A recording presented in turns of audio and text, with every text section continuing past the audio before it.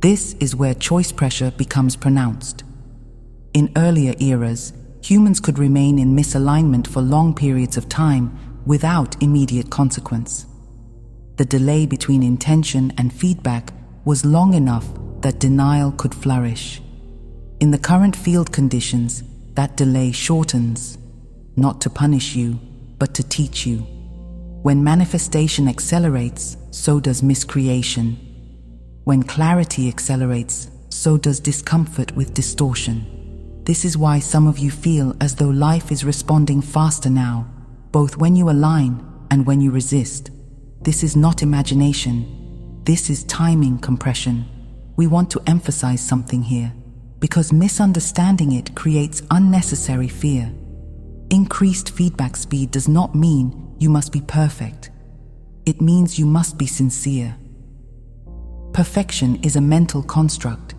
Sincerity is a heart state. The field does not require flawlessness. It requires authenticity. When you are authentic, even your mistakes integrate quickly. When you are inauthentic, even your successes feel hollow. This is the difference between a coherent timeline and a false one. A coherent timeline allows learning without suffering. A false timeline prolongs suffering by insisting on appearances. Now, as false timelines collapse internally, many of you observe corresponding instability externally. Institutions wobble. Narratives contradict themselves.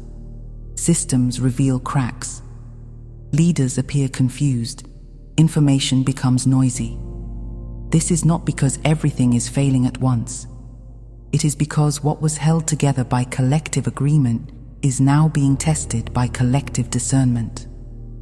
When enough individuals stop feeding incoherent structures with belief, attention, and emotional energy, those structures weaken. They may thrash. They may attempt to reassert control. They may amplify fear to regain alignment through dominance.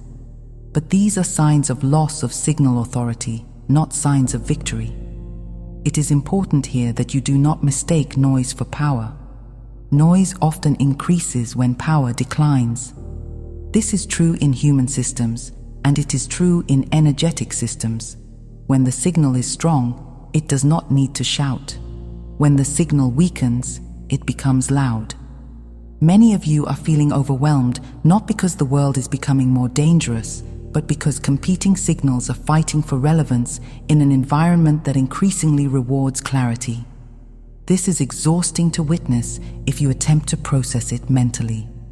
It becomes manageable only when you return to alignment with Source. This is why discernment becomes essential, and we will define discernment carefully so that it does not become paranoia. Discernment is not suspicion. Discernment is resonance recognition. It is the ability to feel whether something aligns with truth without needing to attack what does not. When your signal is clean, you do not need to argue with distortion. You simply do not feed it. You do not amplify it. You do not entangle with it. You allow it to dissolve through lack of resonance.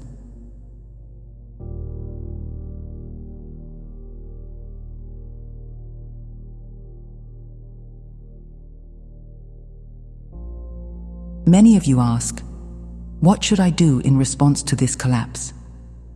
And our answer may surprise you, because it is not dramatic. You are not here to fix the old world through force.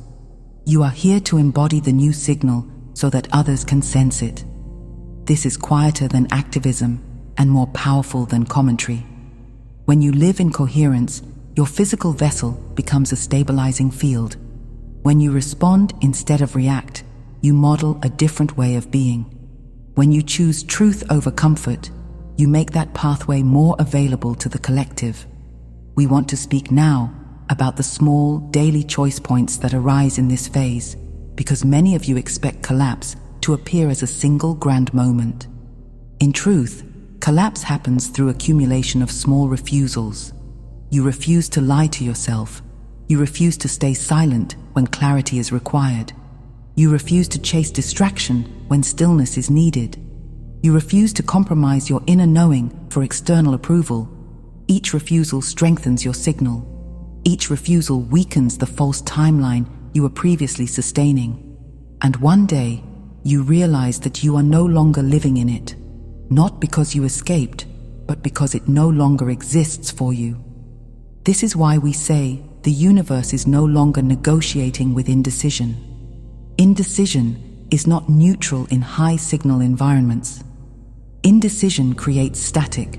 Static creates discomfort, and discomfort eventually forces movement.